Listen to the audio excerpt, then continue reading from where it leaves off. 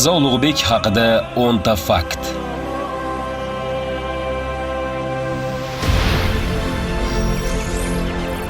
Mirzo Ulug'bek 1394-yilning 22-mart kuni tavallud topgan.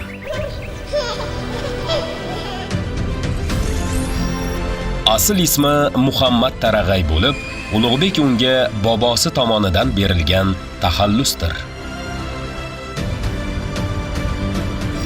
Xotirasi kuchli, zehni o'tkir bo'lgan Muhammad Tarag'ay arab, fors, mo'g'ul, xitoy tillarini mukammal o'rganadi.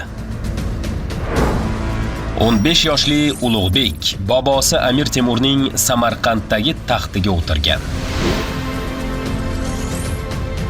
Samarqand ramziga aylangan Registon ansamblining ilk inshooti aynan Mirzo Ulug'bek davrida barpo ettirilgan. Buxoroda qurdirgan madrasasining eshik tabaqalariga arab tilida bilim olish har bir musulmon erkak va ayol uchun farzdir degan xitobnomani o'yib yozdirgan.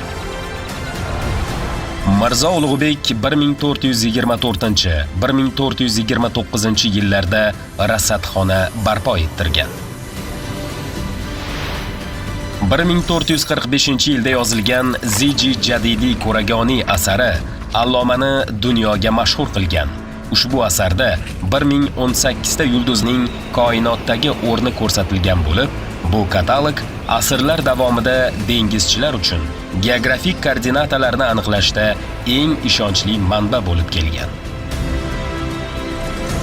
Mirzo Ulug'bekning yil hisobini zamonaviy hisob kitoblarga solishtirgudek bo'lsak, u bor yo'g'i 1 daqiqa-yu 2 soniyaga farq qiladi. Mirzo Ulug'bek 1449-yil 27-oktyabrda vafot etgan.